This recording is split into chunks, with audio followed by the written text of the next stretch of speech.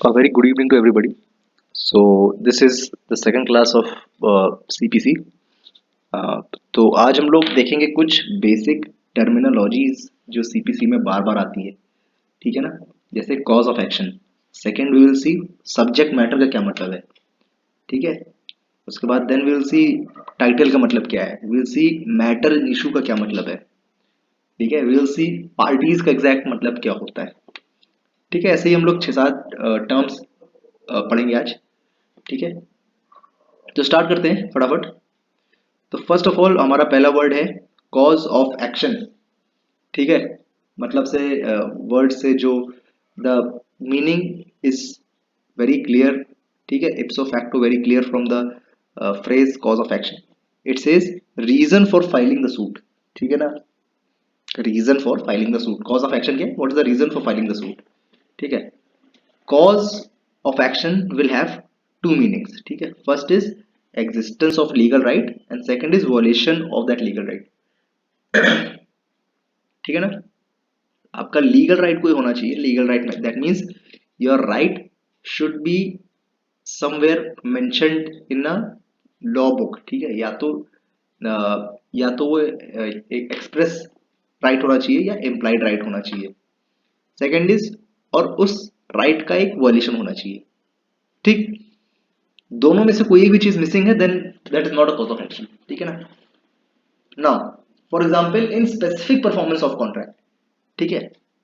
Specific performance एक specific performance act, specific relief act एक statute है, कॉन्ट्रैक्ट के साथ स्टडी दैट। तो स्पेसिफिक परफॉर्मेंस अगर आपको कराना है तो कॉज ऑफ एक्शन तीन चीजों से अराइज होगा, ठीक है ना। जैसे existence of a legal right first, second is infringement of that legal right and the third जो एक एक्सेप्शन है स्पेसिफिक रिलीफ एक्ट में वो है readiness and willingness of the plaintiff to perform his part of the contract, ठीक है ना। ये हो गया एक स्पेसिफिक परफॉर्मेंस के तीन कॉज ऑफ एक्शन होते हैं, ठीक है ना। अब ऑर्डर 7 रूल 11, ठीक। Order 7 rule 11 very important, it talks about rejection of plaint, ठीक है। अब इसमें क्या कहता है, अब अगर कोई कॉज ऑफ एक्शन नहीं है, आपके प्लेंट में कोई कॉज ऑफ एक्शन नहीं है, then this is a very strong ground कि रिजेक्शन ऑफ प्लेंट हो जाए, आपका प्लेंट पूरी तरह रिजेक्ट हो जाए, ठीक है ना। ये हो गया cause of action. Now coming to second that is subject matter. अब सब्जेक्ट मैटर क्या होता है, subject matter can be related to a right, ठीक है, and it can also be related to a property, ठीक है। एंड प्रॉपर्टी जो है वो मूवेबल हो सकती है, इमूवेबल हो सकती है, ठीक है। The same thing is written here. Now इसको सीधा कर लेते हैं। इट सेज, ठीक है। अब ये सब्जेक्ट मैटर आप समझ गए क्या है, सब्जेक्ट मैटर एक राइट हो सकता है, एक प्रॉपर्टी हो सकता है, ठीक है ना। सेकंड इज टाइटल, ठीक है। Now understand this is a bit tricky, ठीक है। टाइटल क्या हो जाएगा, legal relationship of a person claims with the subject matter, ठीक है ना। अब जो सब्जेक्ट मैटर से जो आप लीगल रिलेशनशिप क्लेम कर रहे हो, ठीक है। लेट्स से सब्जेक्ट मैटर क्या है, हाउस, ठीक है। And you are a tenant in that house, आप उस घर में किराएदार, ठीक है ना। तो आपका जो टाइटल है वो होगा टेनेंट का, ठीक है। बिकॉज आप उस घर से, आपकी रिलेशनशिप क्या है, टेनेंट की रिलेशनशिप है उस घर के साथ, ठीक है ना। Ownership of house, ownership is the title, ठीक है। Living on rent in the house, legal relationship here is tenant, see वही एग्जांपल यहाँ पे आ गया। द लीगल रिलेशनशिप और legal capacity that a person claims is called title of the property in that suit, ठीक है। Very important. Now matter in issue, matter in issue is also very important. ये decide करता है court जो होगा, that decides what exactly is the matter in issue, ठीक है ना। ये कहता है due to matter in issue a person get its title, ठीक है। अब कहता है मान लीजिए घर है एक, ठीक है, and landlord says I purchased it, ठीक। नहीं, यहां से शुरू करते हैं। किसी ने पूछा कि how did you become the landlord, ठीक है। ये घर है एंड इनसे पूछा गया how did you become the landlord, आप इस घर के मकान मालिक कैसे बने। तो बहुत सिंपल सा आंसर है, आप मकान मालिक तब बनते हो when you have purchase the house, ठीक है। Purchase, you have purchase the house, you become a landlord, you become owner of that house. Now here purchased is a matter in issue, ठीक है ना। जो मैटर इन इशू है वो purchase है कि भाई खरीदा भी गया कि नहीं। ठीक है, इनको अपना ओनरशिप और अपना लैंडलॉर्ड वाला हैसियत अपना टाइटल साबित करने के लिए ही हैज टू प्रूव कि ही परचेज दैट हाउस और नॉट। ठीक है, तो मैटर इन इशू क्या होगा, जो कहता है matter in issue has to be in issue is that where person acquired his legal capacity, it is actually matter in issue that is to be proved by the party to win his case। ठीक है ना, समझ गए ना। the thing that needs to be proved or disproved, मतलब prove करेगा plaintiff और disprove करेगा डिफेंडेंट और वाइस वर्सा। ठीक है ना पार्टीज। ठीक है, नाउ अंडरस्टैंड दिस फैक्ट कि सूट जो होगा उसमें पार्टीज प्लेंटिफ डिफेंडेंट होंगे या पिटिशनर या रिस्पोंडेंट होगा।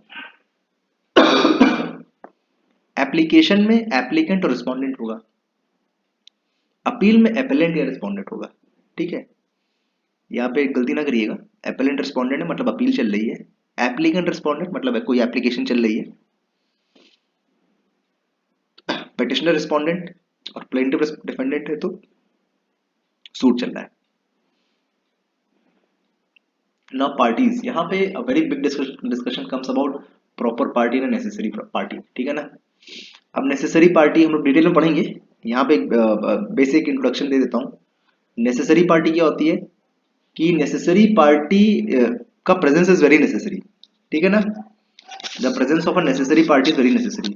ठीक है, they have legal capacity to block the decree. ठीक है, अब डिग्री अगर पास हो गई है और अगर नेसेसरी पार्टी नहीं बनाया गया है सूट में, तो he can block the execution, he can block the decree कि भाई नेसेसरी पार्टी तो है ही नहीं, how can this decree be passed.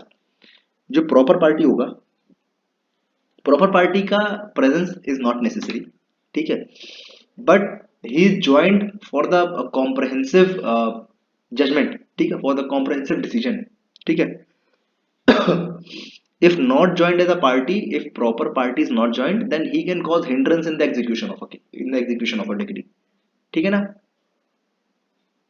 यहाँ पे एक नॉन ज्वाइंटर और मिस ज्वाइंटर का एक कॉन्सेप्ट होता है।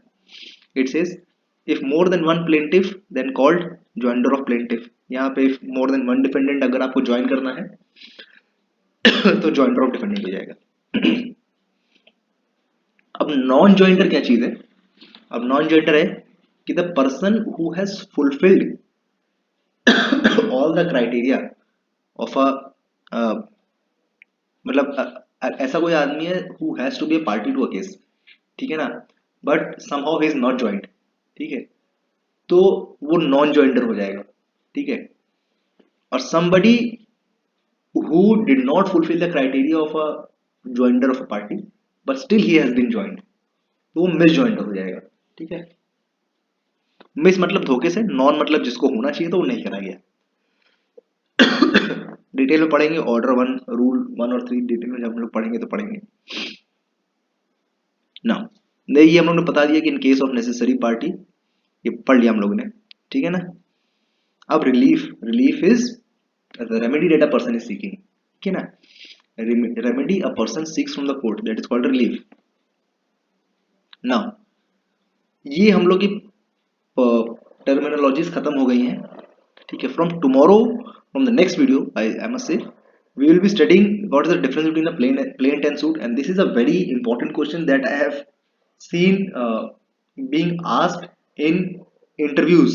ठीक है ना, चाहे वो कॉलेज प्लेसमेंट इंटरव्यूज हो चाहे जुडिशरी का इंटरव्यू हो, उसमें प्लेन टू सूट का डिफरेंस देखते हैं। तो tomorrow will study that. I also run a very low cost online judiciary coaching, so अगर if you are interested you can DM me at yourlegalbuddy09@gmail.com। Till then have a good day and keep on reading. Thank you.